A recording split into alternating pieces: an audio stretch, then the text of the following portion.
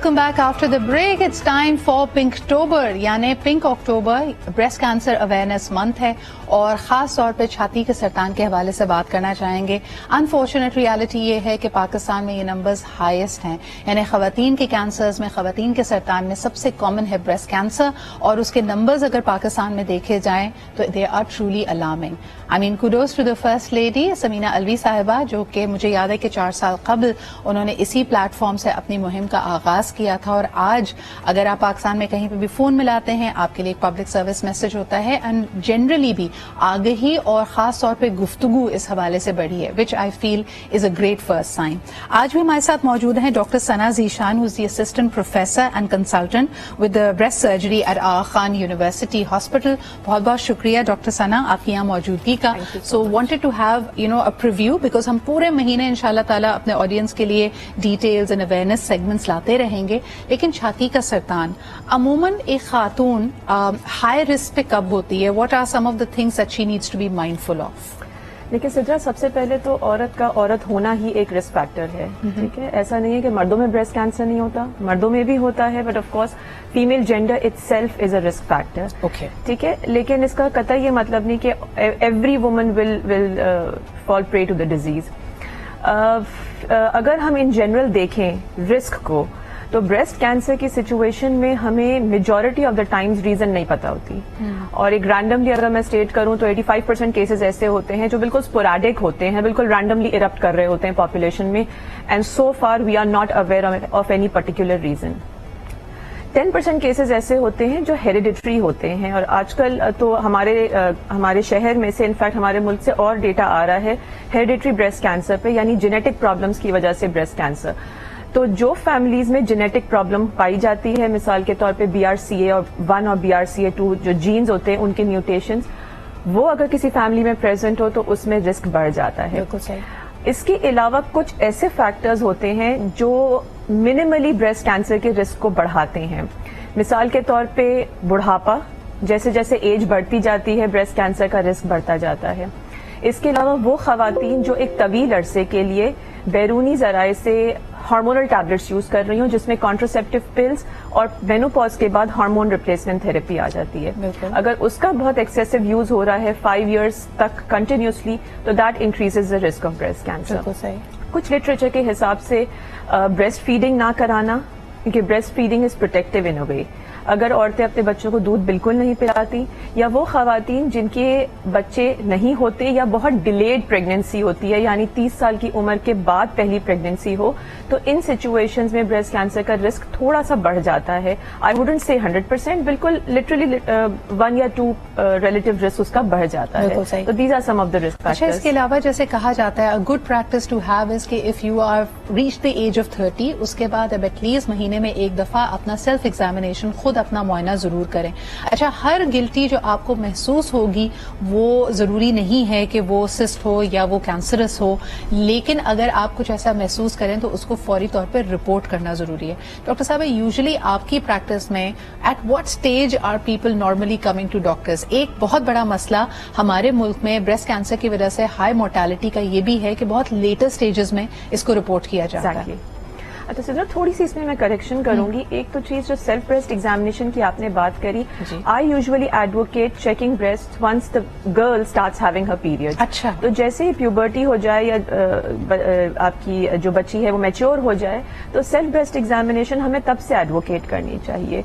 Breast cancer young age में बहुत rare है, लेकिन अनरिपोर्टेड नहीं है. It does happen in young females also. अगर आपकी फैमिली में ऑलरेडी हिस्ट्री मौजूद हो, जैसे आपने कहा, तो anybody who has a family history of breast cancer is at a much higher risk. खासतौर पे अगर आपकी फैमिली में खाला, पुप्पी या आपकी बहन में से किसी को या एनी ओल्डर रिलेटिव, खातून रिलेटिव को अगर ब्रेस्ट कैंसर हुआ तो आप हाई रिस्क पे हैं. और उसमें डॉक्टर साहबा ने I stand corrected, as soon as you have hit the age of puberty self examination शुरू करें.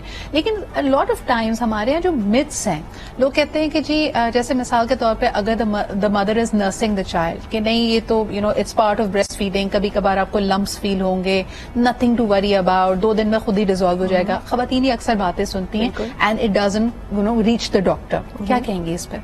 دس از اے ویری کامن سچویشن. ہمارے یہاں بہت اس طرح کے بریسٹ کینسر رپورٹ ہوتے ہیں جو لیکٹیشن ایسوسیٹڈ ہوتے ہیں, اور اس میں ہوتا یہی ہے کہ بریسٹ فیڈنگ مدر ہے, بڑے بوڑھوں نے بولا دودھ کی گانٹھ ہے, یہ تو بنتی ہے, ہمیں بھی ہوئی تھی, تو وہ اس وجہ سے پریزنٹ لیٹ کرتے ہیں. Same goes for pregnancy also, pregnancy میں بھی لمپ بنتا ہے اور وہ ڈیلے ہو جاتا ہے.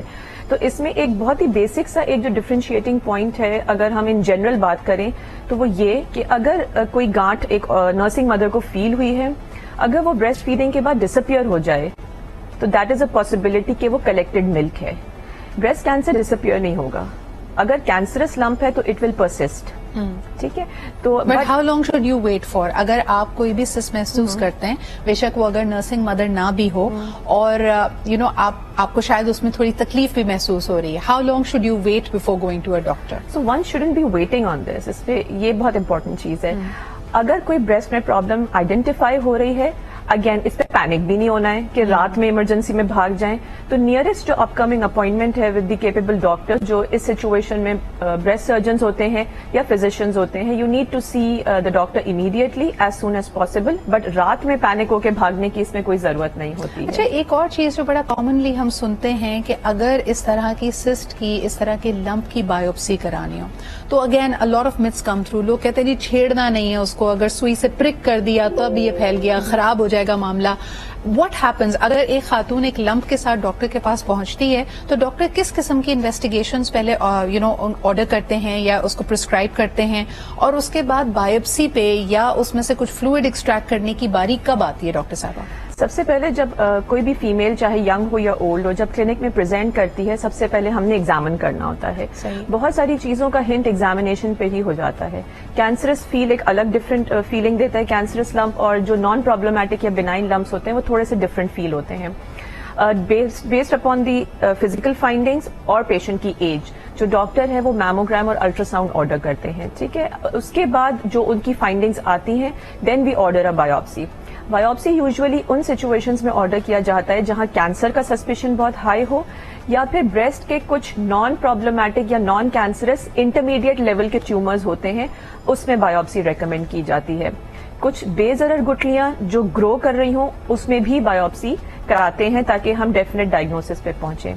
بایوپسی جو ہے وہ ایک سمپل سا آؤٹ پیشنٹ پروسیجر ہے جس میں اس لمپ کو سن کر کے آپ کا سرجن یا پھر آپ کا ریڈیولوجسٹ ایک اسپیشل ڈیوائس, ایک نیڈل ہوتی ہے, اس کی ہیلپ سے اندر سے ٹیشو لیتے ہیں جو لیبورٹری جاتا ہے ڈائگنوسس کے لیے, اور اس کی جو 5-7 ڈیز میں رپورٹ آتی ہے وہ ہمیں ایک کنفرمڈ ڈائگنوسس دیتا ہے کہ either we are dealing with cancer اور any other condition of the breast and how we should be treating it. Absolutely. اور آپ نے جس طرح سے کہا کہ کئی لوگ, میں نے دیکھا ایک بڑا زبردست پروگرام آغا خان یونیورسٹی ہاسپٹل نے شروع کیا جب لیڈی ہیلتھ ورکرز کے ساتھ ان کو ٹرین کیا گیا کہ وہ اس ایگزامینیشن کے ذریعے لوگوں کو میں اور آگہی پھیلا سکیں.